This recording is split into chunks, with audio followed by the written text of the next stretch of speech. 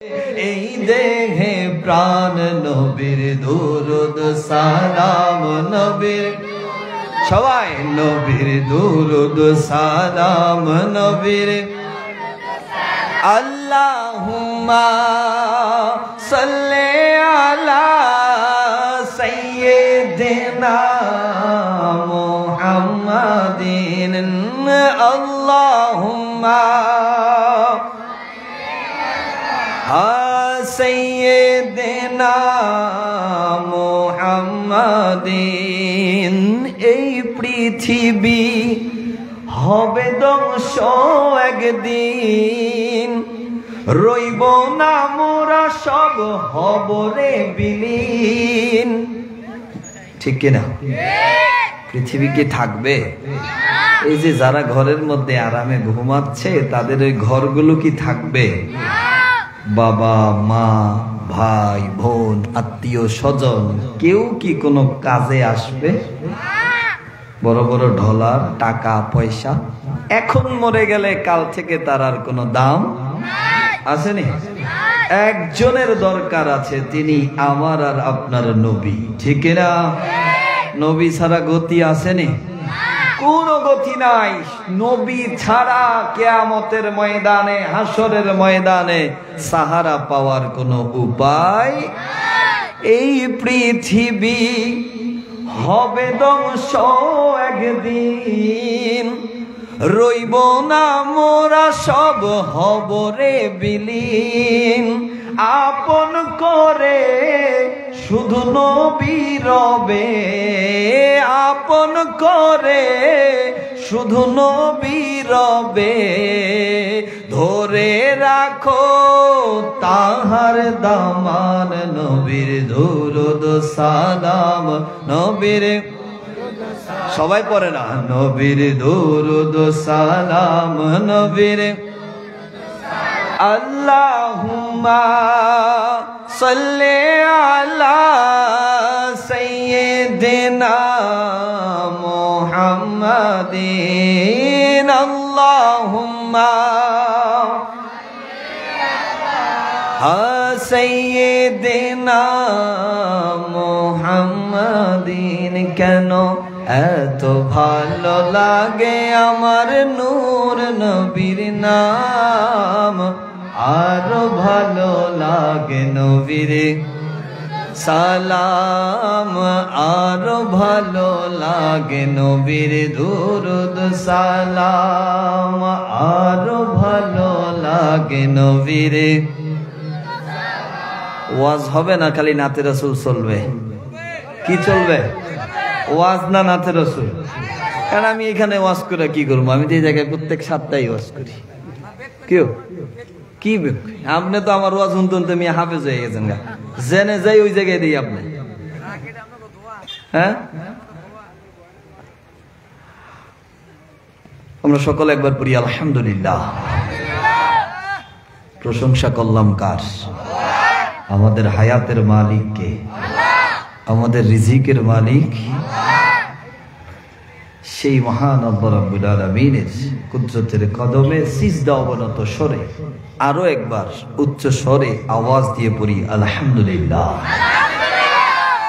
লক্ষ কোটি দুরুদ ও সালাম আকা ও নামদার তাজেদার মদিনা মুহাম্মদ সাল্লাল্লাহু আলাইহি ওয়াসাল্লামের রওজায়ে আতহারে যিনি শফিউল মুজনবিন আনিসিল গারিবিন রাহমাতাল লিল আলামিন রাহাতিল আশিকিন মুরাদিল মুশতাকিন শামসিল আরিফিন সিরাজিস সালিকিন মিসবাহিল মুকাররবিন মুহিব্বিল ফুকারা ওয়াল গুরাবা ওয়াল মাসাকিন সাইয়্যিদিস সাকালাইন নবিয়্যিল হারামাইন ইমামিল কিবলাতাইন ওয়াসিলাতিনা ফিদ দারাইন সাহিবে কাবা কাউসাইন محبوب رب المشرقين والمغربين جد الحسن والحسين مولانا ومولى الثقلين أبي القاسم محمد صلى الله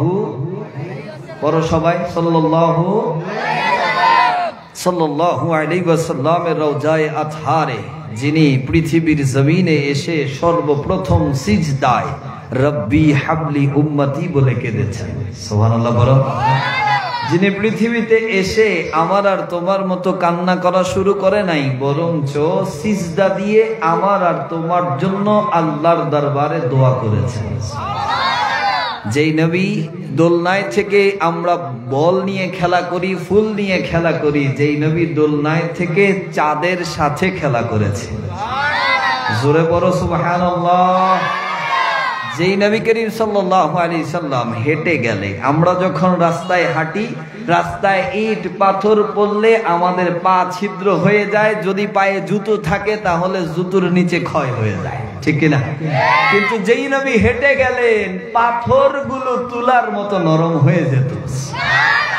যেই নবী করিম সাল্লাল্লাহু আলাইহি সাল্লাম যখন রাস্তায় চলতো, আমরা হাঁটলে ওই রোদ থেকে বাঁচার জন্য ছাতা লাগে, যদি ছাতা না থাকে চাদর মাথার উপরে, গামছা মাথার উপরে দেওয়া লাগে, যদি তাও না হয় আমাদের জন্য বড় কষ্ট হয়, প্রয়োজনে হাতটা একটু হলেও কপালের উপরে দিয়ে হাঁটতে হয়, ঠিক কিনা? আর যেই নবী রাস্তায় হেঁটে গেলে আকাশের মেঘগুলো নবীকে ছায়া দিত।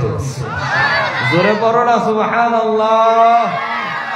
সেই নবী করিম সাল্লাল্লাহু আলাইহি সাল্লাম জিনার সাথে পাহাড় কি কথা বলে? মানুষের সাথে কথা বলে, কিন্তু যেই নবীর সাথে উহুদ পাহাড় কথা বলতো। কোন পাহাড়? উহুদ পাহাড় নবীর সাথে কথা বলতো। যেই নবী, গাছ কি মানুষের কথা শোনে? জোরে বলো না, গাছ কি মানুষের কথা শোনে? যেই নবীর অর্ডারে গাছ শিকড় সহ উঠে নবীর সামনে চলে আসতো। আচ্ছা, মরা কাঠ কি কান্না করতে পারে? জোরে বলো না। যেই নবীর জন্য মরা গাছের টুকরা পর্যন্ত কান্না করত। ওঠ কি মানুষের সাথে কথা বলে? যেই নবীকে উঠ এসে সিজদা দিত এবং মালিকের ব্যাপারে বিচার দিয়ে, নালিশ দিয়ে কথা বলতো। সুবহানাল্লাহ বলো না। যেই নবী করিম সাল্লাল্লাহু আলাইহি ওয়াসাল্লাম শুধু চাঁদের সাথে খেলে নাই, বরঞ্চ চাঁদ কেটে কাফের মুশরিককে দেখিয়েছে আমি নবুয়ত প্রাপ্ত একজন নবী। জোরে পড়ো। এই জন্য আলা হযরত ইমাম আহমদ রেজা খান ফাজিল বেরলভী রাহিমাহুল্লাহ, যিনি একটা দুইটা নয়, প্রায় ১৫০০-এর অধিক কিতাব যিনি লিখেছেন। সুবহানাল্লাহ বলবো না?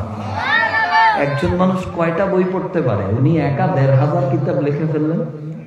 চিন্তা করা যায়। ওনার একটা কিতাবের পাশে আমি দাঁড়াইছি, কিতাবটার নাম হলো ফতোয়ায়ে রাজবিয়া। এই ফতোয়ায়ে রাজবিয়া ৩১ খণ্ড। কত খণ্ড? ৩১ খণ্ড আমাদের লাইব্রেরিতে আছে। এভাবে যখন আমি সিরিয়ালে দাঁড় করাইছি, আমি দাঁড়ায়া দেখলাম কিতাবটা আমার থেকে লম্বা, ২০,০০০ পৃষ্ঠা।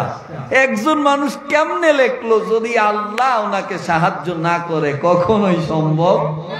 একটা কিতাবই যদি এরকম হয়, হায় হায় হায়। তিনি একটা নাতে রাসূল সাল্লাল্লাহু আলাইহি সাল্লাম লিখেছেন। তিনি ওই জায়গার মধ্যে এই যে চাঁদকে কেটে দেওয়া, এই কথাটা খুব সুন্দরভাবে এনেছেন। সাথে সাথে আরো একটা জিনিস এনেছেন, ২ বার আল্লাহর রাসূল সূর্যকে থামিয়ে দিয়েছিলেন। সুবহানাল্লাহ বলেন। সূর্য কি মানুষ থামাইতে পারে? আমি কি গল্প বলতেছি? হাদিসে মোবারক। একবার আলী রাদিয়াল্লাহু তাআলা আনহুর জন্য আল্লাহর রাসূল সূর্যকে উঠিয়ে এনেছেন, আরেকবার মেরাজের ঘটনার সাক্ষী দেওয়ার জন্য আল্লাহর রাসূল সূর্যকে থামিয়ে রেখেছেন। যেই নবী করিম সাল্লাল্লাহু আলাইহি ওয়াসাল্লাম, যাকে আল্লাহ হাবিবুল্লাহ ঘোষণা দিয়েছেন সমস্ত নবীদের মুজিজা এক পাল্লায় রাখা হলে যেই নবীর একটা মুজিজা মেরাজের সমান হবে না। সুবহানাল্লাহ বলে না? সেই নবীজির কদম মোবারকে অসংখ্য অগণিত দুরূদ ও সালাম আল্লাহ রাব্বুল আলামিন আমাদের সকলের পক্ষ থেকে কবুল করেন। এক থেকে বড় আমিন। अर्श हक है मसनदे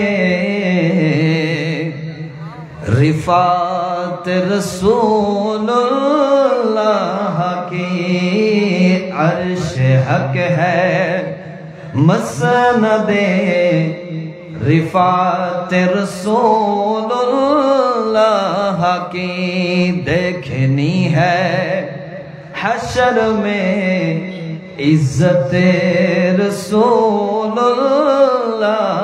কি। আল্লাহু আকবার বলো, জোরে বলো আল্লাহু আকবার। আলা হযরত বলতেছে আমার নবীর শান আরশ থেকেও আরো বেশি, আর নবীর সম্মান যদি দেখতে হয় সেটা এখন না মানলে নাও মানতে পারো, হাসরের ময়দান তো আল্লাহ নবীর সম্মানের জন্যই সাজা হয়েছে। কারণ যেই ময়দানের মধ্যে মানুষগুলো সবার কাছে দৌড়াবে। হাসরের ময়দান অনেক কঠিন না? কেমন কঠিন? নিচে একেবারে উত্তপ্ত তামার মতো, আবার সূর্য কত উপরে আমরা ঘেমে যাই। হাসরের ময়দানে সূর্যটা একেবারে তোমার মাথার কাছে নিয়ে আসা হবে। আবার সামনে না কিছু ভিডিও ছাড়া হবে। কি ভিডিও জানো?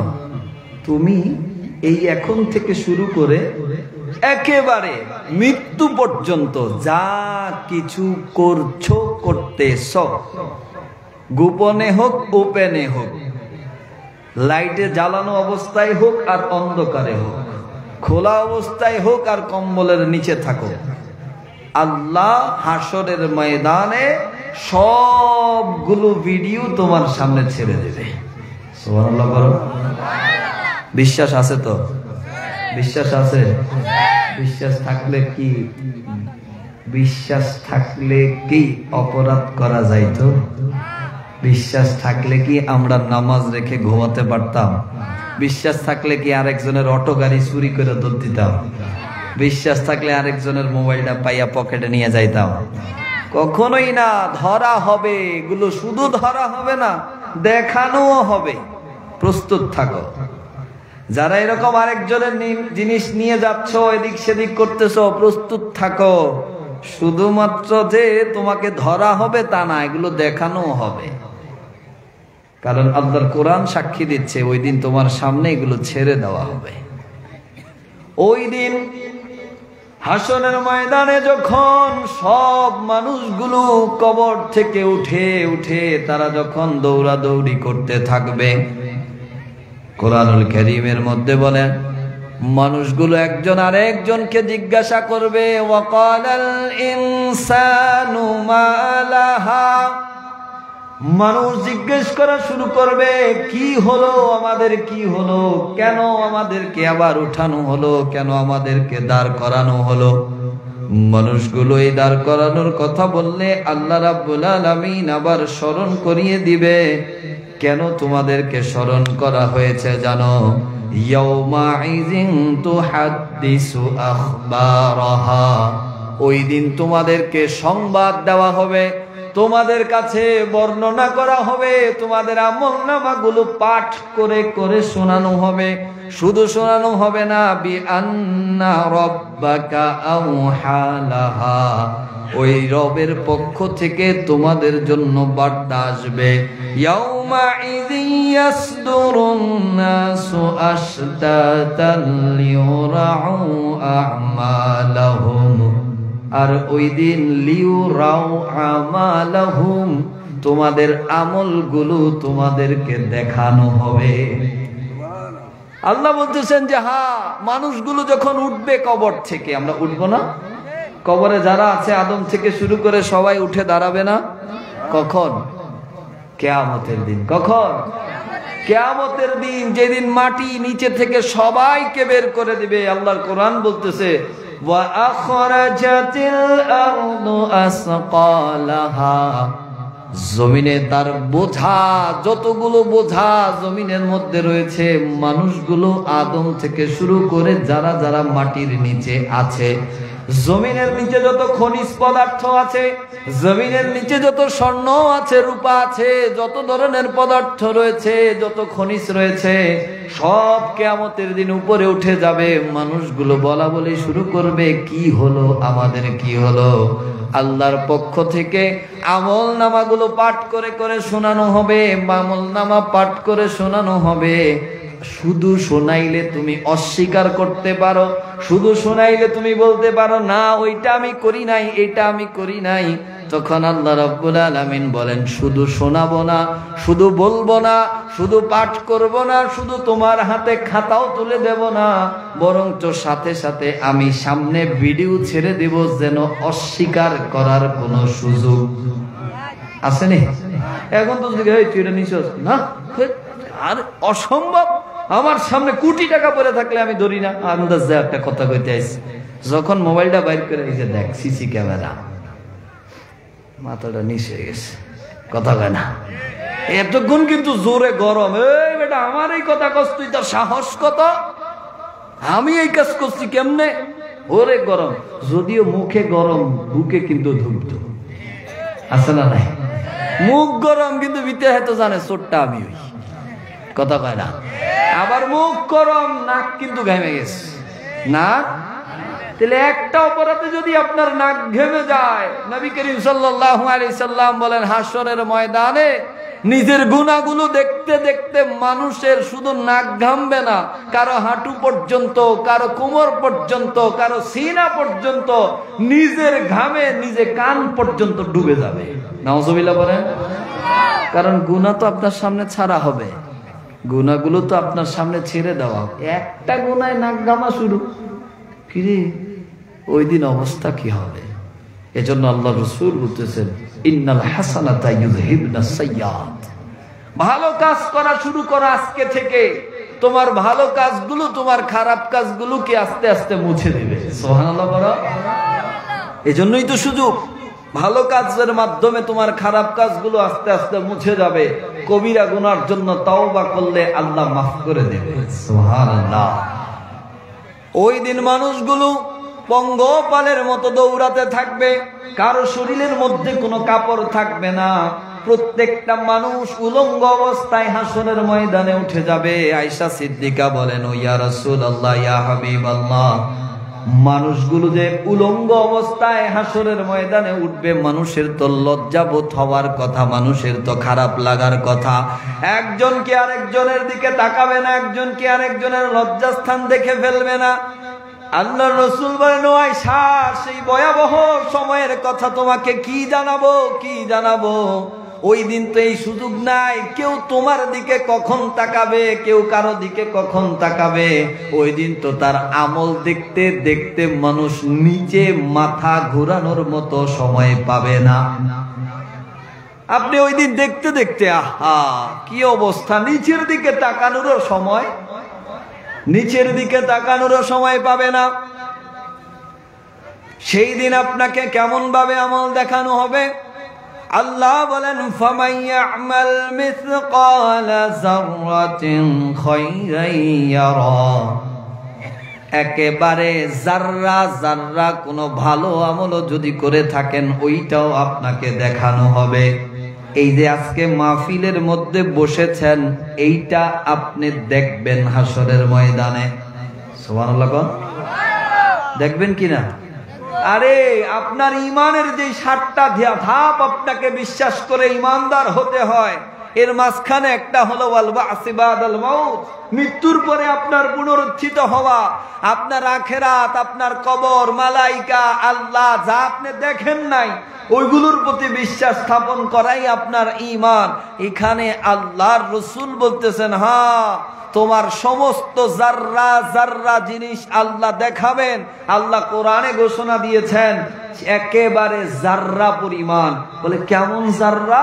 কেউ কেউ বলেছেন এভাবে, কোন সরিষার দানাকে যদি টুকরো টুকরো করে 100 টুকরা করা হয়, তার মধ্যে যে ছোট একটা অণুপরমাণু, যেটা খালি চোখে দেখা যায় না, যেটাকে আপনার বিজ্ঞানের ছাত্ররা বলে অণুবীক্ষণ যন্ত্র, অণুবীক্ষণ যন্ত্র দিয়ে যেগুলো দেখতে হয়, ওই রকম ছোট কোনো গুনাহ যদি তোমার কাছে থাকে, ওই রকম ছোট কোনো ভালো কাজও যদি তোমার কাছে থাকে, হাসরের ময়দানে ওই সবগুলো আল্লাহ তোমাকে দেখাবেন। তাহলে আপনি যেটা ভাবতেছেন যে এখন শুধু করলাম শেষ, এখানেই জীবন শেষ, এখানেই জীবন শেষ নয়। এটা তো শুধুমাত্র পরীক্ষার সেন্টারে আসলেন আপনি। পরীক্ষার সেন্টারে মানুষ যায় মাত্র 3 ঘন্টার জন্য। কয় ঘন্টা? পড়ালেখা করেছে গোটা বছর, পরীক্ষার হলে মাত্র কয় ঘন্টা? 3 ঘন্টা। আল্লাহ বলতেছেন এই দুনিয়াটা তোমার জন্য শুধুমাত্র পরীক্ষার ঘর। আর আল্লাহ রাসূল এরকমও জানিয়েছেন যে কোন এক ব্যক্তি যাত্রা পথে গাছের ছায়ায় যে বিরতি নিল, ওই বিরতির সময়টা হলো দুনিয়া। সুবহানাল্লাহ। কারণ বলেন আদম আলাইহিস সালাম কত লক্ষ বছর আগে পৃথিবী ছেড়ে চলে গেছে, ঠিক কিনা? আদম আলাইহিস সালামের সন্তানরা পৃথিবী ছেড়ে চলে গেছে। এভাবে আস্তে আস্তে পৃথিবীতে যত নবী এসেছে সবাই পর্দা করে চলে গেছেন। শেষ জামানা আমাদের শেষ নবীও আমাদের থেকে পর্দা করেছেন। এভাবে যেতে যেতে আপনার দাদা, আপনার দাদার বাবা, আপনার বাবা অনেকেই চলে গেছে, ঠিক কিনা? আমাকে আপনাকেও যেতে হবে কি হবে না? যাওয়া পর্যন্তই তো শেষ নয়। আরেকটা ছোট ঘর আছে না আমাদের জন্য, নাম কি? কথা কয় না, নাম কি? কবরের মধ্যে থাকা লাগবে কি লাগবে না? ওইখানে মনে হয় এতগুলো লাইটের ব্যবস্থা আছে, জানালা টানালা আছে না কোনো বাতাস ঢুকার?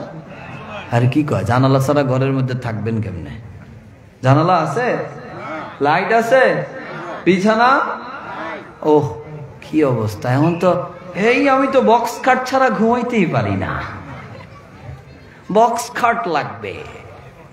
বক্স খাট কয়দিনের জন্য? আল্লাহর কোরআন বলতেছে আল্লাযী খালাকাল মাউতা ওয়াল হায়াতা লিয়াবলুয়াকুম আইয়ুকুম আহসানু আমালা। জেনে রাখো, জেনে রাখো, আল্লাযী খালাকাল মাউতা, আমি মৃত্যুকে সৃষ্টি করেছি, ওয়াল হায়াতা, আর হায়াত বান্দাকে দিয়েছি শুধু একটাই কারণ, আইয়ুকুম আহসানু আমালা, দুনিয়ার মধ্যে গিয়ে কে ভালো করে কে খারাপ করে সেটা দেখার জন্যই আমি শুধুমাত্র তোমাকে দুনিয়ায় পাঠিয়েছি। সুতরাং দুনিয়াটা আপনার জন্য পরীক্ষার ঘর। আপনি যা পরীক্ষা দিবেন ওই পরীক্ষার ফলাফল শুরু হবে কবর জীবন থেকে, ঠিক কিনা? পরীক্ষার ফলাফল শুরু হবে কবর জীবন থেকে। আপনাকে বলেছিলাম না বক্স খাটের কথা? কি বলেন বক্স খাট? এটা তো দুনিয়ার খাট। আল্লাহর রাসূল বলতেছেন ইযা কুবিরাল মাইতাতানে মালাকানে আসওয়াদানে আযরাকান, কবরস্থ করার পরে দুইজন ফেরেশতা এসে তাকে প্রশ্ন করবে, মা কুনতা তাকুলু ফি হাক্কি হাযার রাজুল, ওই ব্যক্তি সম্পর্কে তুমি দুনিয়ার মধ্যে কি বলতে? লোকটা যখন বলবে আশহাদু আল্লা ইলাহা ইল্লাল্লাহু ওয়া আন্না মুহাম্মাদার রাসূলুল্লাহ, বলতে দেরি হবে, বলতে দেরি হবে। আপনার দুনিয়ার বক্স খাট নয়, বক্স খাট নয়, বরঞ্চ আল্লাহর রাসূল বলেন জান্নাতের বিছানা তার কবরের মধ্যে বিছিয়ে দেওয়া হবে। এই কি বক্স খাট? কবর মনে করছেন এতটুকু ছোট ঘর? না, এটা দেখছেন আপনি ছোট, কিন্তু নিচের অবস্থা আপনি দেখেন। সুম্মা ইউনাব্বারাল্লাহু কবরাহু সুম্মা ইউফশাহু বিহি 70 দিরআন। আল্লাহ রাসূল বলেন তার কবরে কিসের আবার এই আলো, এই লাইট, ছোট লাইট, এগুলো দিয়ে হবে না, হবে না। ইউনাব্বারা, আল্লাহ জান্নাতের আলো দিয়ে মুমিনের কবরটাকে আলোকিত করে দিবেন। আর বলে কবর তো 3 হাত দেখলা, 3 হাত, 3 হাত না, বরঞ্চ ইউফশাহু লাহু 70 দিরআন। ওই মুমিনের কবরটা যে নবীকে দেখে চিনবে, সাক্ষী দিতে পারবে, তার কবরটাকে আল্লাহ 70 হাত প্রশস্ত করে দিবে। অন্য রিওয়ায়াতে এরকম রয়েছে 70 হাত নয়, বরং ওই ব্যক্তির দৃষ্টি যত দূর যাবে তার জন্য কবরটা তত বড় হয়ে যাবে। তাহলে আপনি যে 3 হাত দেখেছেন 3 হাত নয়, এবার 3 হাতও থাকছে না। কার জন্য দেখেন? আর যে মুনাফিক হবে, মুনাফিক যার অন্তরে একটা মুখে একটা, যে ইসমানের কথা বলে, ইসলামের কথা বলে, ইহসানের কথা বলে, কিছু মানে না। আল্লাহর রাসূল বলেন ওই কবরটা মাটি একদিক থেকে আরেক দিকে এমন ভাবে চাপ দিবে, এমন ভাবে চাপ দিবে, ডান পাশের হাড়গুলো বাম পাশে, বাম পাশের হাড়গুলো ডান পাশে ঢুকে যাবে। শুধু ঢুকবে যে তা নয়, 1টা 2টা 3টা নয়, 99 থেকে অধিক সাপ আপনার কবরের মধ্যে দেওয়া হবে। আপনার মশারির ভিতরে একটা মশা থাকলে রাতে ঘুমাইতে পারেন না। হাজার হাজার বিচ্ছু আপনার কবরের মধ্যে দিয়ে দেওয়া হবে।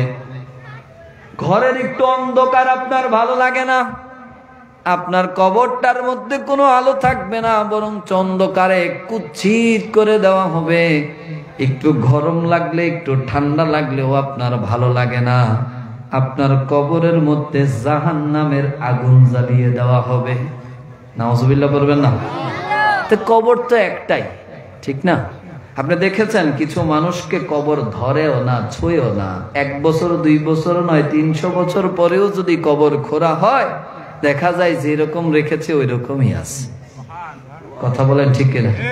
আবার কিছু মানুষের কবর আপনি খুঁড়েছেন, হাট তো দূরের কথা, যেই হাট থেকে আল্লাহ আবার আমাদেরকে দাঁড় করাবে, মেরুদণ্ডের শেষ হাড়, ওই হাড়টাও খুঁজে পাওয়া যায় না।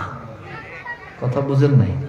কারণ একটা হাড় কবরে অবশিষ্ট থেকে যায়, মেরুদণ্ডের শেষ হাড়টা, যেটা থেকে ওই যে যেরকম বীজ থেকে গাছ জায়গায়, হাসরের ময়দানে ওই জায়গা থেকে মানুষগুলো আবার দাঁড়ায় যাবে, কিন্তু সেটাও খুঁজে পাওয়া যায় না। কিরে ঘটনা কি? একজনরে ওই মাটি রাইখা দিল, আর একজনরে খাইয়া শেষ করে হাতটাও খুঁজে পাইলাম না। কাজটা কি?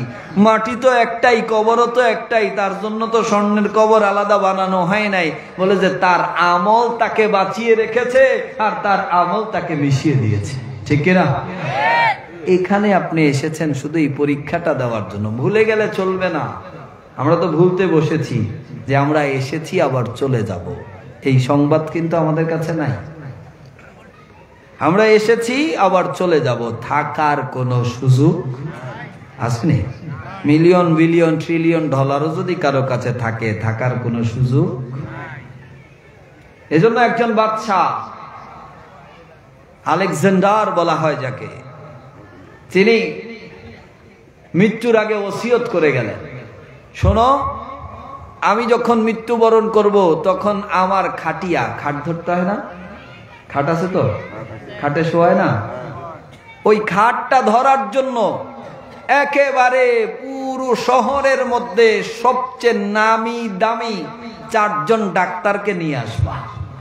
নামি দামি ডাক্তার, যার ভিজিট 1000 2000 নয়, একেবারে স্কয়ার, অ্যাপেলো, আবার আপনার ইউনাইটেড, ওই হাসপাতালগুলোর মধ্যে যে বড় বড় ডাক্তার, এরকম বড় বড় ডাক্তার নিয়ে আসবা।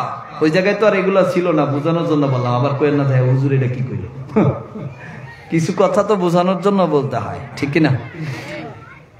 আলেকজান্ডার বলে, শোনো, আমি যখন মারা যাব, আমি যখন মৃত্যুবরণ করব, পুরো শহরের মধ্যে খুঁজে খুঁজে সবচেয়ে বড় ডাক্তার, সবচেয়ে জটিল কঠিন রোগগুলো যেই ডাক্তার ভালো করে দিত, ওই ডাক্তারটাকে খুঁজে আনবা, ওই ডাক্তারগুলোকে নিয়ে আসবা।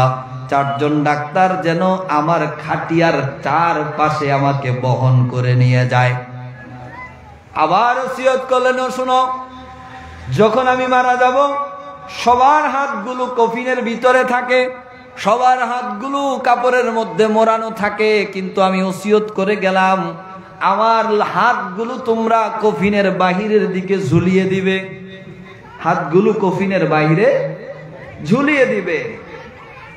আবার বললেন, হ্যাঁ শুনো, আমার সেই ধনভাণ্ডারের মধ্যে যতগুলো স্বর্ণ মুদ্রা আছে, ওই স্বর্ণ মুদ্রাগুলো একটা বড় পুটলির মধ্যে নিয়ে আমার এই রাজপ্রাসাদ থেকে আমার কবরস্থান পর্যন্ত যেই রাস্তা, আমাকে নিয়ে যাওয়ার সময় ওইগুলো রাস্তার মধ্যে ফেলতে ফেলতে নিয়ে যাবে।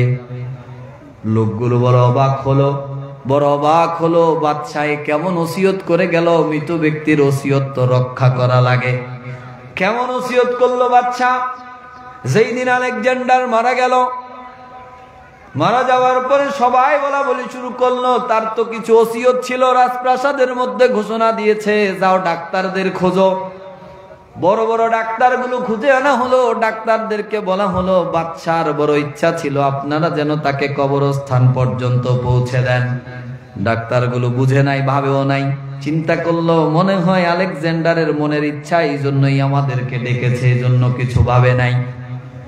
তারপরে যখন কাফন পরানো হচ্ছে, লোকেরা বলা বলি শুরু করলো, সবার তো কাফনের ভিতরের মধ্যে হাত রাখা হয়।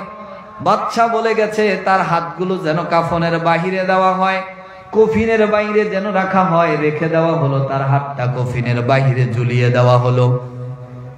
এবার যখন বাহির থেকে, ঘর থেকে তাকে নিয়ে যাবে, তখন বাদশার ওসিয়ত বাইতুল মাল থেকে টাকাগুলো নিয়ে যেন রাস্তায় ছিটাতে ছিটাতে ছিটাতে কবরস্থান পর্যন্ত নেওয়া হয়। আমি যদি বলি এখন আমার ব্যাংক অ্যাকাউন্টের মধ্যে কত টাকা আছে আপনি জানেন না, আমার ঘরের মানুষ জানে না, সবাই জানে না আপনার কত টাকা কোন জায়গায় আছে, অনেকেই জানে না। এখন যদি আমি মারা যাই, ওই টাকা কি আমার কোনো কাজে আসবে? আমার ঘর ভর্তি যদি স্বর্ণ রূপার বস্তাও থাকে, ওইগুলো কি আমার সাথে কবরে যাবে? আর ওইগুলোর বিনিময়ে কি কবরের আযাব বন্ধ করার কোনো সুযোগ আসেনি? ওইগুলো দিয়ে আপনার কবরের ভিতরে লাইটিং করার কোনো সুযোগ আসেনি? আলেকজান্ডার বলে, শোনো, এগুলো যেন মিস না হয়। সম্পদগুলো রাস্তায় ফেলা হচ্ছে। জানিয়ে দিয়ে গেলেন, হ্যাঁ, আমার যখন দাফন করা শেষ হয়ে যাবে, ওই যে সম্পদ রাখার পুটলি, তার মধ্যে একটা ছোট কাগজ পাবে, সেটার মধ্যে আমি আমার এই কাজগুলোর বার্তা জানিয়ে গেছি। এইগুলো সব মানুষের সামনে তোমরা বর্ণনা করে করে জানিয়ে দিবে। আমি কেন এই ওসিয়তগুলো করলাম, এগুলো তোমরা সব মানুষের সামনে জানাবে। এই কথা যখন বলা হলো, দাফন কাফনের কাজ শেষ করার পরে লোকগুলো বলে, আপনারা সবাই থামেন, এই যে এতগুলো অদ্ভুত কাজ দেখলেন, তার কারণটা তো জানা দরকার। সবাই বড় আগ্রহ নিয়ে আছে, কি কারণে এই কাজ করলো জানা দরকার আছে কিনা। কাগজটা খুলে দেখা হলো, আলেকজান্ডার লিখে গেল, আমি ডাক্তারকে দিয়ে আমার কফিনটাকে টানাইতে বললাম, আমার মৃত্যুর খাটিয়াটাকে টানাইতে বললাম, সমস্ত রাজ্যের মানুষগুলোকে একটা বার্তা দেওয়ার জন্য। যদি ডাক্তার কাউকে বাঁচাইতে পারত, তাহলে এই বড় বড় ডাক্তারগুলো কেন আমাকে কবরে নিয়ে গেল? ঠিক না? যদি ডাক্তার কাউকে বাঁচাইতে পারত, ডাক্তার তো একটা ওয়াসিলা মাত্র, সেটা আপনার রোগ থেকে বাঁচানোর ওয়াসিলা গ্রহণ করে, ঠিক। তবে ডাক্তার যদি বাঁচাইতে পারত, আলেকজান্ডার লিখে গেল, তাহলে কেন এই বড় বড় ডাক্তারগুলো আমাকে কাঁধে করে কবরে নিয়ে গেল? কাগজের মধ্যে তিনি লিখে দিলেন, হ্যাঁ, জেনে রাখো, আমার হাতগুলো আমি এই জন্য বাহিরে রাখার কথা বললাম। আমার হাতগুলো যে খালি যাচ্ছে, নিঃস্ব যাচ্ছে, এই যে এত এত সম্পদের মালিক আমি, এত বড় রাজ্যের রাজা আমি, রাজ্যের রাজা হওয়ার পরে lakh crore million billion trillion সম্পদের মালিক হওয়ার পরেও কবরে যখন নেওয়া হচ্ছে, আমার হাত দুইটো খালি। হাত আসেনি কিছু, আমার হাতগুলো বড় খালি। আমি যে বললাম আমার সম্পদগুলো রাস্তায় ফেলে দিবে, কেন বললাম? ওই সম্পদদারকে বোঝানোর জন্য, ওই কৃপণকে বোঝানোর জন্য, ওই জালেমকে বোঝানোর জন্য, যে সম্পদের অহংকার করে, যে একটু টাকা হলে মানুষকে আর মানুষ মনে করে না। আছে না নাই? কিছু টাকা যদি তার চলে আসে, এতে আর কেউ গুনেই না, আমি একটা কিছু নিতে পারবেন, কোনো কাজে আসবে না। বরঞ্চ বড় বড় অহংকারী গুলোকে আল্লাহ একটা নিমিষের মধ্যে উড়াইয়া দিচ্ছে, ঠিক কিনা? বড় বড় অহংকারী গুলোকে একটা ফু দেওয়া মাত্র শেষ। আমি গত জুমায় বলেছিলাম, কারুনের এত সম্পদ ছিল, যেই সম্পদগুলো মানুষ বহন করার সামর্থ্য ছিল না। আল্লাহর কোরআন বলতেছে, সূরাতুল কাসাসের মধ্যে রয়েছে, ওইগুলো বহন করার জন্য সম্পদ না, সম্পদের সিন্ধুকের চাবি বহন করার জন্য বড় বড় উটের প্রয়োজন হইত।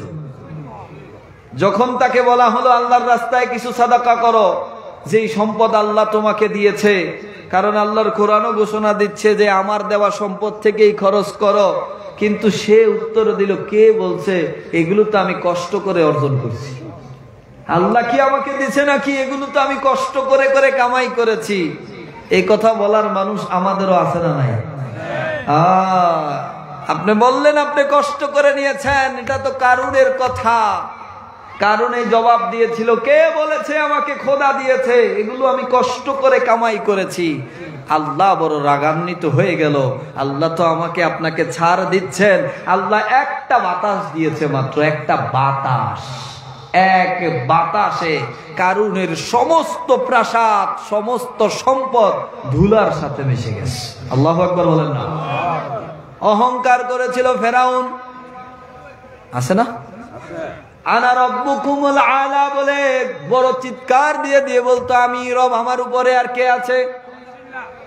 ফেরাউন বড় অহংকার করে করে বলেছিল, আমার উপরে আর কে নাই, আমি চাইলে মৃত্যু দিতে পারি, চাইলে মৃত্যু দণ্ডপ্রাপ্ত আসামিকে বাঁচায়া দিতে পারি। ফেরাউনের অহংকার, একটা অহংকার তাকে নিতে নিতে নিতে নিতে দল বল সহ পানির মধ্যে ডুবাইয়া মারলো, ঠিক কিনা? আল্লাহ আবার নিদর্শন রেখে দিলেন, আমরা তো চোখ থাকতেও দেখি না। আল্লাহ ফেরাউনকে রেখে দিলেন আমাদেরকে দেখানোর জন্য, দেখ যে নিজের খোদা দাবি করত তারে আজকে মমি বানায় রাখলাম, ঠিক কিনা? অহংকার করেছিল নমরুদ, বড় অহংকারী ছিল, বড় অহংকারী, যে নিজের খোদা দাবি করত। যে নমরুদকে আল্লাহ এমন শাস্তি দিল, এমন শাস্তি দিল, ভালো কোনো মশা না, ল্যাংরা মশা দিয়া যে নমরুদ রে আল্লাহ ধ্বংস করে দিছে। কি মশা? ল্যাংরা মশা। ঢুকছে তো কানে, এমন ঢুকা ঢুকছে, ঢুকার পরে কানের ভিতরে কিছু ঢুকলে খালি এরকম এরকম করে না মানুষ? করেনি? কথা বলে না, করেনি? পানি ঢুকলে ওরে ধাক্কা, আবার একটু পরে পরে এমনি থাবড়ায়। এমন মশা তো এটা যায় ঢুকছে মাথায়, মাথায় এটা খালি বাইরায়, নমরুদ খালি বাইরায়, এমনি এমনি বাড়ি দেয়। তো এমনি যে বাড়ি দেয় নমরুদ, বাড়ি দিলে মশা একটু থামে, বাড়ি দিলে মশা থামে, বাড়ি বন্ধ আবার শুরু জ্ঞান জ্ঞান। মশাও তো ওই যে একদল খবিশ কয় নবী নাকি অদৃশ্যের সংবাদ জানে না, আরে বেটা নবীরটা দূরে রাখ, ওই মশাও তো অদৃশ্য করে দেয়। আপনি কম্বল দিয়া যত জায়গায় ডাইকা রাখেন, মশা কিন্তু আপনার কান খুঁজে পায়, কথা কয় না? এখানে যত কম্বলের নিচে আপনি যান না কেন, কানের ঘোরা দিয়ে কেন, কে কইছে এটা পাও না কান? মশারা দেখাইলো কেটায়? হ্যাঁ, আরে গাধা, তোর ওদিকে রাখ। এই খবিশ গুলো আমাদের যুবক গুলো নষ্ট করে দিচ্ছে। যুবক গুলোর ছোট ছোট মোবাইলের ভিতর একটা একটা হাদিস দেখায়, ওই দেখছস তোর নামাজ হয় না, এই দেখছস তোর এটা হয় না, তোর বাপ দাদার ওইটা হয় না, এরকম করতে করতে বাচ্চাগুলোর বেয়াদব বানায় দিচ্ছে। যেটা বলতে চাচ্ছিলাম, নমরুদ অহংকারী ছিল, আল্লাহ ল্যাংরা মশা ঢুকায় দিল। এবার বাড়ি দিলে ভালো লাগে, বন্ধ করলে আবার যন্ত্রণা।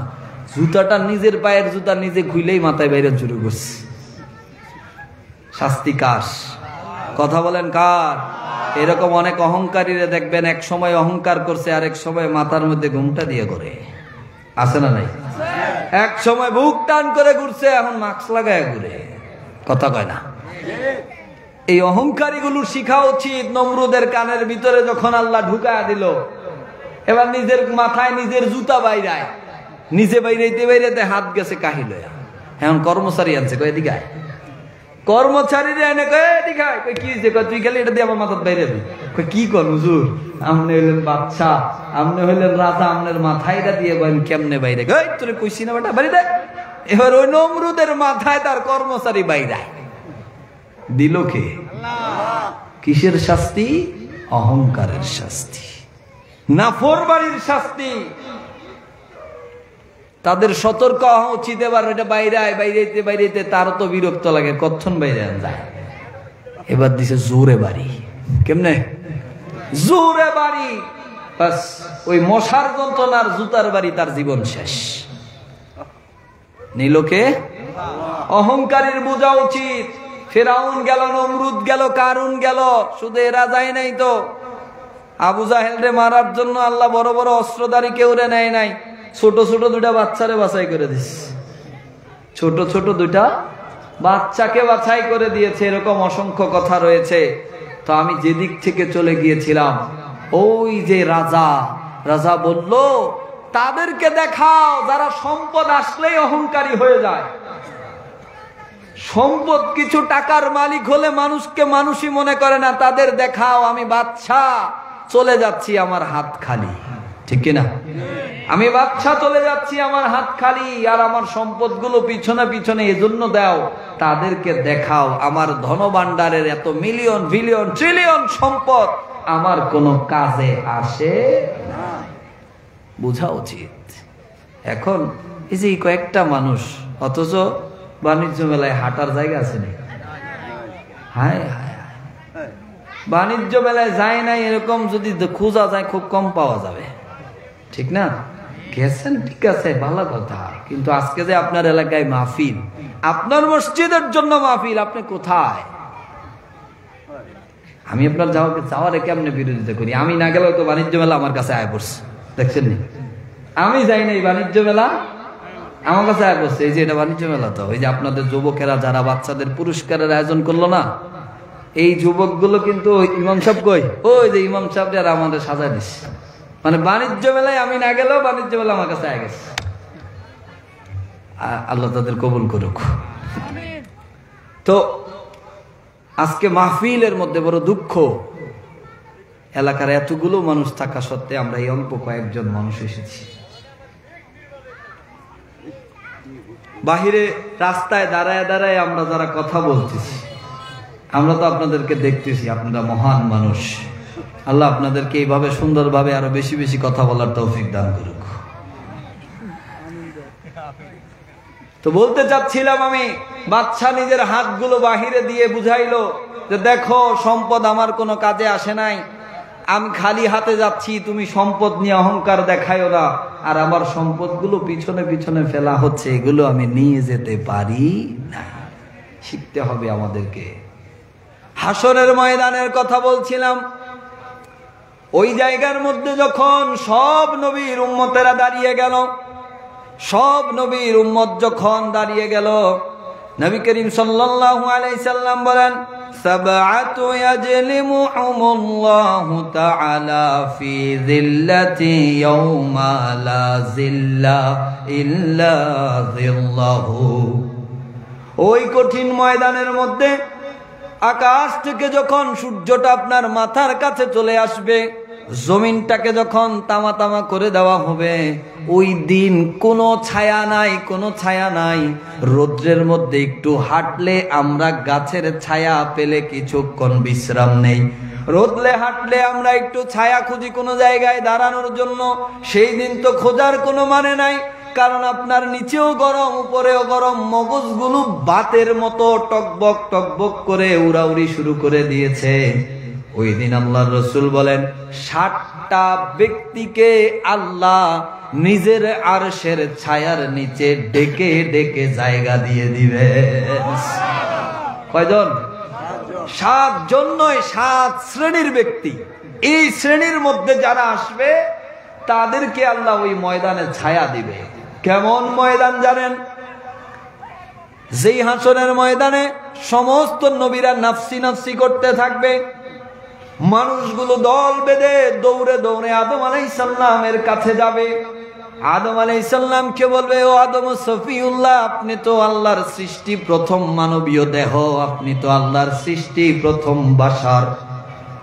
কারণ আদম হলো আবুল বাশার, আর আমাদের নবী হলো আবুল আরোহা। সমস্ত রুহের পিতা হলো আমাদের নবী, কারণ আদমেরও আগে আমাদের নবী ছিল কি ছিল না? জোরে বলেন, ছিল কি ছিল না? আমাদের আকীদা বিশ্বাস যদি না থাকতো, তাহলে আদম নবী পৃথিবীতে এসে আমার নবীর ওসিলা নিল কেন? ঠিক না? যে নাই তার ওসিলা আপনি নিবেন কেন? আদম নবী তো পৃথিবীতে এসে আমার নবীর ওসিলা নিয়ে দোয়া করেছে, ঠিক না? আদম আলাইহিস সালাম হলো আবুল বাশার, আমার আর আপনার নবী হলো আবুল আরোহা। আদম আলাইহিস সালামের কাছে লোকগুলো দৌড়ে দৌড়ে গিয়ে বলবে, ও আদম নবী, আপনি তো প্রথম বাশার, আল্লাহ আপনাকে বড় মহাব্বত করে বানিয়েছে, আপনার এই চেহারাটা আল্লাহ নিজের কুদরতের হাতে বানিয়ে দিয়েছে। আপনার দরবারে আমাদের আরজি, আজকে আমরা বড় অসহায়, কোনো ছায়া নাই, কোনো ছায়া নাই, নিচেও গরম উপরেও গরম, আমরা বড় অসহায়। সামনে আবার ভিডিও চলে, আমাদের গুনাহগুলো দেখানো হচ্ছে। আপনি আমাদের হয়ে আল্লাহর দরবারে একটু সুপারিশ করেন।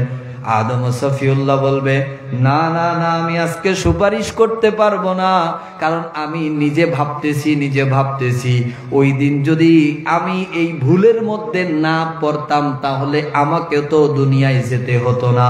আরেকটা আকীদা আপনাকে ঠিক করতে হবে, নবীদের কোনো গুনাহ, কথা কন, নবীদের কোনো গুনাহ, তাহলে আদম নবী গুনাহ করেছে এটা বলা যাবে না, বরঞ্চ নবীদেরকে আল্লাহ নিসিয়ানুন ভুলিয়ে দেয় মানবের কল্যাণে। যদি আদম নবীকে, আদম আলাইহিসসালামকে, হাওয়া আলাইহিসসালামকে ওই দিন ভুলিয়ে দেওয়া না হতো, দুনিয়ায় আপনি আর আমি আসতাম? আমি আর আপনি আসতাম? সুতরাং নবীদের গুনাহ নাই। আহলুস সুন্নাহ ওয়াল জামাতের আকাইদ হলো আল আম্বিয়াউ মাসুমুন, সব নবীরা নিষ্পাপ। সুবহানাল্লাহ। কিন্তু আমাদের খালাতো নানাতো ভাই খবিশদের আকীদা হলো নবী নাকি গুনাহ করে সারা দিন ইস্তেগফার করছে। চিন্তা করছেন? এই বেশি দূরে না, ওই যে এদিকে বেলদি বাজারের পরে ভিতরে মানুষের জায়গা একজনে দখল করে নিয়েছে না, এটা আবার যুবক করে কোন যাবে, আমি মুরব্বীদের কইতেছি, কারণ যুবকরা তো তার ফ্যান, বুঝেন ভাই? যুবকদের মুরব্বীদেরকে বলতেছি, এই জায়গার মধ্যে সে মানুষের জায়গা দখল করে নিয়ে গেল, যে মানুষের জায়গা দখল করে নেয় এতে মনে বড় আলেম, কথা বলে না, অনেক বড় আলেম না, অনেক বড় জালেম, ঠিক কিনা? এই জায়গায় এত জায়গা তো কিনলো। আমি যদি আপনাকে বলি আপনার বাবা মা জাহান্নামী, আপনার অনেক ভালো লাগবে? আমি সব সময় কথা বলি, কারণ আমার যুবকরা এটি শুনবো না। কে রে? কারণ আমগো মসজিদের ইমাম সাহেব কইলে অমুকের হাজার হাজার মিলিয়ন বিলিয়ন ফলোয়ার, ফেসবুকে ওনার এত মিলিয়ন ফলোয়ার, আমগো ইমামে কইলে হবে? আমার কাছে ভিডিও ডকুমেন্ট রয়েছে, তিনি বলেছেন রাসূল সাল্লাল্লাহু আলাইহি সাল্লামের বাবা মা জাহান্নামী, এটাই চূড়ান্ত। আমি যদি আপনারে বলি আপনার বাবা মা জাহান্নামী, আপনি রাগ হবেন? যেখানে নবীর ভালোবাসার নাম ঈমান, আলা ঈমান আলিমাল্লাহ মুহাব্বাতা লাহু, যেখানে নবীর ভালোবাসার নাম ঈমান, লা ইউমিনু আহাদুকুম হাত্তা আকুনা হাব্বা ইলাইহি মিন ওয়ালিদিহি ওয়া ওয়ালাদিহি ওয়ান নাসি আজমাইন, যেখানে নবীর ভালোবাসার নাম ঈমান, সালাসাতুন মান কুন্না ফি ওয়াজাদা বিহিন্না হালাওয়াতুল ঈমান, যেখানে নবীরে ভালো না বাসলে ঈমানের পূর্ণতা হয় না, সেখানে আপনার বাবারে বললাম আপনার বাবে জাহান্নামী, আপনি রাগ হইলেন। আর যে মোল্লা বলল নবীর বাবা মা জাহান্নামী, তাকে আপনি কিছু বললেন না, বুঝা গেল আপনার ঈমানে দুর্বলতা। আবার আপনি তো বলেন নাই, ইমাম সাহেব যখন বলছে তখন ইমাম সাহেব হিংসা করে। আরে তাকে হিংসা করার কি? তারে হিংসা কেন করব? যে আমার নবীর শান ছোট করে তাকে তো জুতা দিয়ে মারা উচিত। হিংসা করতে যাব? আরে হিংসা কেন করতে যাব আমি? যে নবীর বাবা মারে জাহান্নামী বলে, এর সাথে আবার কিসের হিংসা? এর জন্য তো জাহান্নাম দাপ দাপ করে চলতেছে। আপনি বললেন এই আমগো হুজুরে, ছোট একটা হুজুর মসজিদে পড়ায়, এতে যাই ওই বড় আজারির বিরোধিতা করতেছে, আমি এর বিরোধিতা করতেছি না, এর সাথে আমার কিসের বিরোধিতা? আচ্ছা আমি আপনারে কইলাম তোর বাপে তো একটা রাখাল, আপনার কেমন লাগবে? আমি বললাম আপনার বাবা একটা রাখাল, একটা মহিলার চাকরি করতো, স্টাফ, একটা মহিলার স্টাফ, আপনার কেমন লাগবে? কথা যদি সত্য হয় ধরে নিলাম কিছুক্ষণের জন্য, কোন মানুষ যদি এভাবে বলে তোর বাবা একটা মহিলার চাকরি করতো, তোর বাবা একটা রাখাল, অন্তরে লাগবে কি লাগবে না? এখন আপনি কোটি মানুষ দেখে পাগল হয়ে গেলেন, হাজারো মানুষ দেখে আপনি পাগল হয়ে গেলেন, বলে তার মাহফিলে লক্ষ কোটি মানুষ হয়, তোর জায়গায় বেটা 200। আমার লক্ষ কোটি তো দরকার নাই। যে মাহফিলের মধ্যে উঠে বলে মুহাম্মদ তো গরিব ছিল, মুহাম্মদ খাদিজাতুল কুবরার স্টাফ ছিল, মুহাম্মদ ইজ এ কাউবয়, জোরে বলেন না নাউজুবিল্লাহ। আরে বেটা তুই ইংলিশ ছবি দেখছো, এটা মানুষকে বোঝানোর দরকার কি? ইংলিশ ছবির নামে না কাউবয়। যেতে মহিষের উপরে ওইটা গরু চড়ায় তারে বলে কাউবয়, আর হেতে আমার আর আপনার নবীরে কাউবয় বলতেছে।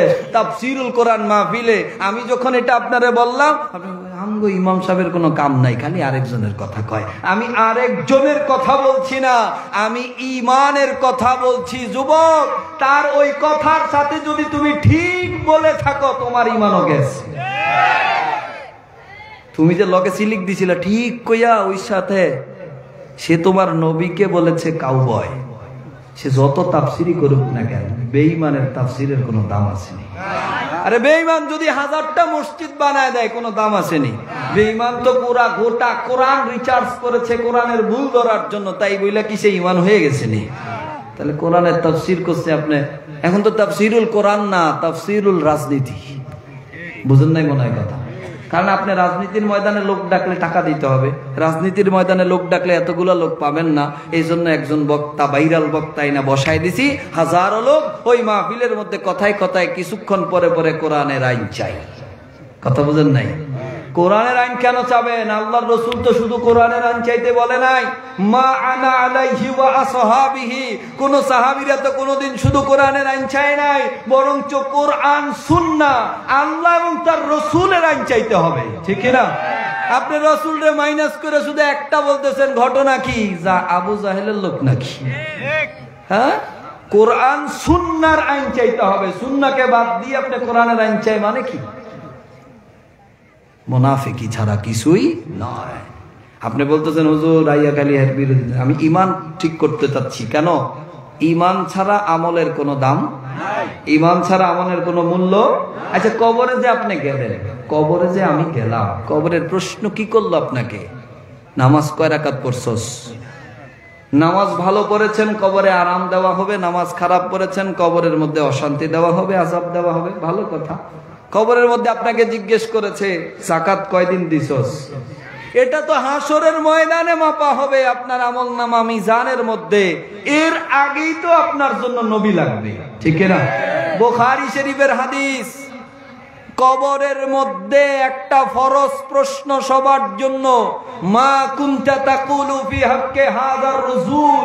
এই যে মুহাম্মদ সাল্লাল্লাহু আলাইহি সাল্লামকে দেখানো হচ্ছে, তার ব্যাপারে তুমি দুনিয়াতে কি বলতে? ভালো করে খেয়াল করেন। আল্লাহ জিজ্ঞেস করতে পারতো লোকটাকে, আল্লাহ জিজ্ঞেস করতে পারতো তোমার নবীকে। আপনি যে 3টা প্রশ্ন বলেছেন, এটা বুখারীতেও নাই, মুসলিমেও নাই, আছে আবু দাউদের মধ্যে, তিরমিজির মধ্যে। ওই 3 প্রশ্ন থাকবে কখন? পরে। বরঞ্চ একটা ফরজ প্রশ্ন আপনার জন্য, ওই ব্যক্তি সম্পর্কে তুমি কি বলতে? ওটা কোন ব্যক্তি? উনি হলেন মুহাম্মদ সাল্লাল্লাহু। নারে তাকবীর, নারে তাকবীর, নারে রিসালাত। কারি বিলালী সাহেব হুজুরের আগমন দাউদপুরের পক্ষ থেকে।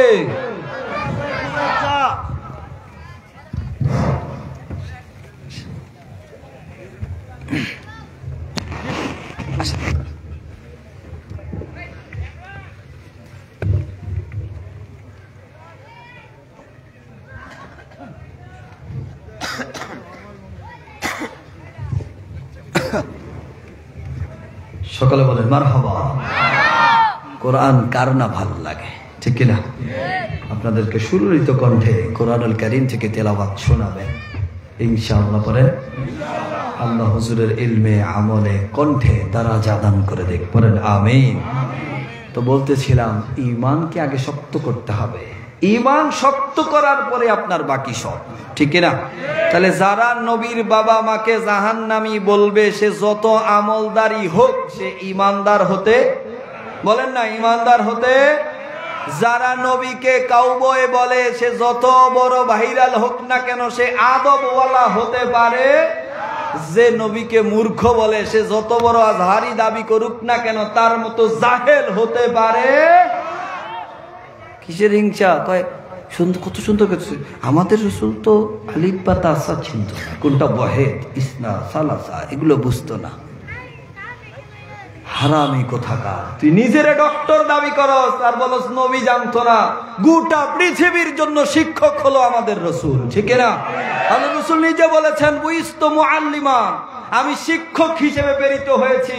আল্লাহর রাসূলের শিক্ষক স্বয়ং আল্লাহ। আল্লাহ জানিয়েছেন আর রহমান আল্লামাল কোরআন। আল্লাহর রাসূলের শিক্ষক আল্লাহ। আল্লাহ জানিয়েছেন ওয়া আল্লামাকা মা লাম তাকুন তা'লাম। হে রাসূল, আপনি যা জানতেন না সব আমি আপনারে জানায়া দিছি। আল্লাহর রাসূল বলতেছেন, বুখারী শরীফের হাদিস, উতিতু ইলমান আউয়ালিনা ওয়াল আখিরিন। পৃথিবীর শুরু থেকে শেষ পর্যন্ত সমস্ত জ্ঞান আল্লাহ আমাকে জানিয়ে দিয়েছেন। ও নবী, সব আপনি কেন বললেন না? আপনি সব কেন জানাইলেন না? আল্লাহ কোরআনে আয়াত নাজিল করে জানিয়ে দিলেন, ওয়া মা ইয়ানতিকু আনিল হাওয়া। নবী নিজে নিজে কোনো কথা বলে না। সুবহানাল্লাহ কন্যা। আর এতে করে নবী কোনটা আলিফ ইসনা সালাসা চিন্ত না। উনি লক্ষ ভিউয়ার দেখে আপনি পাগল হয়ে গেলেন। আমি কারো নাম নিচ্ছি না, যারাই এই কথা বলবে নবী মূর্খ ছিল, সে কোনদিন পূর্ণ ঈমানদার হতে পারে। আপনাকে বুঝতে হবে। এখানে বসে বসে আপনাকে বলতেছে নবী প্রত্যেকদিন ৯৯ বার ইস্তেগফার পড়তো, নবীর নাকি গুনাহ ছিল। যেখানে সব নবীরা মাসুম, সেখানে নবীর গুনাহ ছিল। নাউজুবিল্লাহ বলেন। আমি আমার আলোচনা একেবারে শর্টকাট নিয়ে আসতেছি, হুজুর যেহেতু চলে এসেছে। আমি এদিকে আর যাচ্ছি না। ওই যে হাসরের ময়দান মনে আছে তো? লোকগুলো দৌড়ে গেল আদম আলাইহিস সালামের কাছে। বুখারী শরীফের হাদিস, আদম আলাইহিস সালাম বলল যে না, আমি না। মানুষগুলো আবার পঙ্গপালের মতো দৌড়ানো শুরু করলো। দৌড়াতে দৌড়াতে নূহ নাজিউল্লাহর কাছে গিয়ে বলল, নূহ নাজিউল্লাহ, আপনি তো নাজিউল্লাহ ছিলেন, আল্লাহকে একটু দরখাস্ত দেন, আমাদের পক্ষ থেকে একটু আল্লাহর সাথে কথা বলুন। নূহ নবী বলবে আজকে আমিও না, আমিও না। লোকগুলো দৌড়ে গেল মূসা কালিমুল্লাহর কাছে। মূসা কালিমুল্লাহ কত বড় গরম নবী যে আজরাইলের পর্যন্ত থাপ্পড় মেরে চোখ খুলে দিছে। বুখারী শরীফে রয়েছে। মূসা কালিমুল্লাহ তো গরম নবী, কিতাবের মধ্যে আছে, তাফসীরের কিতাবের মধ্যে উনি রেগে গেলে পাগড়ির উপর দিয়ে ধোয়া বাড়িয়েছে। যে আল্লাহর সাথে বারবার কোন জিনিস মোহাব্বতের সুরে বারবার আর্জি দিত।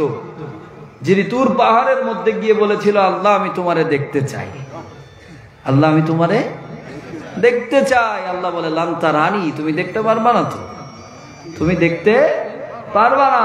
বলে না, আমি দেখতেই চাই। আরে বিরোধিতা, একবার দুইবার তিনবার বারবার বলে দেখতেই চাই। আল্লাহকে, মুসা আসো, আসো মুসা, দেখি।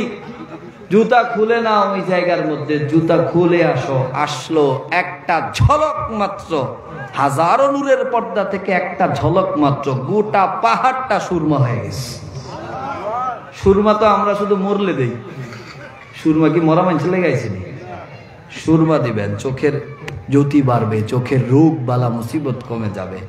আর মা বোনদেরকে বলবো, সুরমা দিবেন, কাজলেরও কাজ হয়ে যাবে। ঠিক কিনা? আপনার কাজল তো সৌন্দর্য বাড়ায়, আপনি সুরমা দেওয়া শুরু করেন এখন থেকে। মুরব্বীদেরকে বলবো, যারা এখন চোখে পানি পড়ে, বিভিন্ন সমস্যায় থাকেন, কারণ সুরমা সাধারণ না, আল্লাহর নূরের ঝলকের ফসল হলো সুরমা। এজন্য শায়ের বলেছিল, তুর পে কাহা রব নে লন্তারানি मूसा, लेकिन मेरे आका को रब ने अर्श पर बुलाया है। सलातुन या रसूल।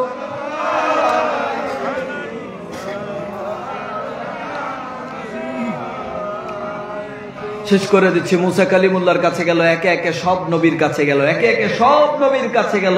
কেউ সেই দিন কারো কাজে আসে? কেউ কাজে আসে না। সবার শেষে ঈসা রুহুল্লাহর কাছে যখন গেল, ঈসা রুহুল্লাহ বলে, আমিও না। ওই যে মুহাম্মদ সাল্লাল্লাহু আলাইহি ওয়াসাল্লাম, আজকে প্রথম সুপারিশকারী হতে পারবেন শুধুমাত্র তিনি। তাহলে নবী সারা গতি আসেনি, ওতে কই যাইব? ওই যে যেতে কয় মসজিদের এক পাশে আল্লাহ, আর এক পাশে মোহাম্মদ লিখলে শিরিক হয়, সেদিন নবীর সামনে দাঁড়াইবি কেমনে মুনাফিক? ঠিক না? সে কোথায় যাবে? যে বলে নবী নাকি চিন্তায় থাকবে, তার জায়গা কোথায় হবে? ঠিক না? এই আল্লাহ তো পুরা হাসরটাই সাজাচ্ছেন নবীর সম্মান বোঝানোর জন্য। এই জন্য কত সুন্দর করে তো কবি লিখে দিয়েছেন, আল্লাহ দুনিয়া বানালেন নবীর প্রেমেতে, হাসর সাজাবেন নবীর শান দেখাতে, ঠিক না?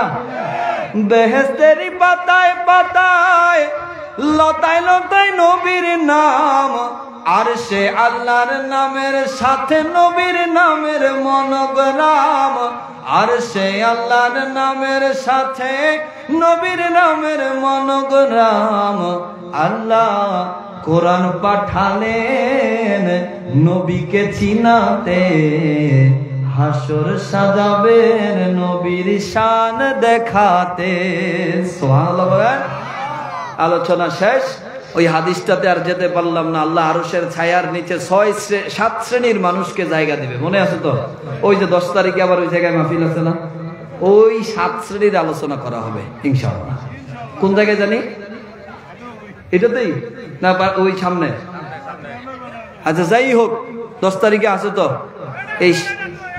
এই জায়গাতেই শুরু হবে 7 শ্রেণী ইনশাআল্লাহ। কর না শেষ তো ইনশাআল্লাহ। আমি আর আলোচনা বাড়াচ্ছি না। তবে হ্যাঁ, আমাদের যে ছেলেগুলো পুরস্কার প্রাপ্ত হয়েছিল তারা একটু আগে আসেন, ওনাকে দিয়ে দিচ্ছি। এই যে 3টা কোরআন শরীফ একটু আমাদের কারি সাহেবের হাত থেকে আমরা গ্রহণ করব। আমাদের হুজুর সমাজের বাচ্চারা, হুজুর কারণ আমাদের এই সমাজের যে ছোট ছোট বাচ্চারা আছে সবাই সারা বিকাল থেকে দুপুর থেকে নিয়ে কোরআন তেলাওয়াত নাতে রাসূল একেবারে 50-60 জনের মতো সবাইকে সান্ত্বনা পুরস্কার দেওয়া হয়েছে। যারা ফার্স্ট হয়েছে তাদের জন্য আমাদের যুবকদের পক্ষ থেকে এই যে আমাদের পরা হাদিয়া আর এই হাদিয়া সব একসাথে আইছে। তো এগুলো আপনি কারি সব মানুষ, আপনার হাতে আমি দিতে চাচ্ছি, কারণ বাচ্চাদের উৎসাহের জন্য। আপনি একটু তাদেরকে ডাকেন।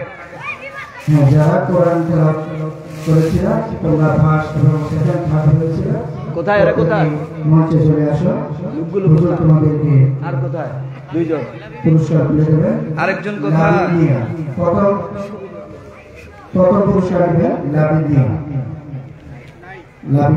লাবিব কোথায়?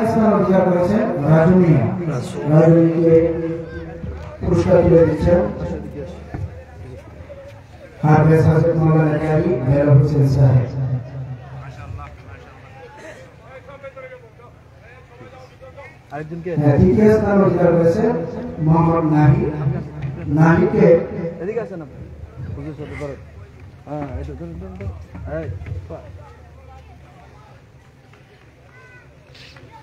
আরেকজনকে ওটা আপনি পৌঁছে দিন। হ্যাঁ, আমাদের বাচ্চারা যে বিকাল থেকে পড়েছে, আপনাদের ভালো লাগে নাই? এগুলো আপনাদেরই সন্তান। আজকে থেকে এটা যখন দিয়েছেন না, সামনের বছর তারা চিন্তায় থাকবে যে মাহফিলটা কবে আসবে, ঠিক কিনা? আপনারা কিন্তু আগে আসেন নাই, এরা আগে আসছে। আমি এদের নিয়ে শুরু করছিলাম গজল গাইতে গাইতে, কারণ এরা আগে আসছে। এই মাহফিলে আগে আসার মূল কারণ হলো এই আজকের এই আয়োজন, ঠিক কিনা? এই উৎসাহ সবার দেওয়ার দরকার আছে কিনা?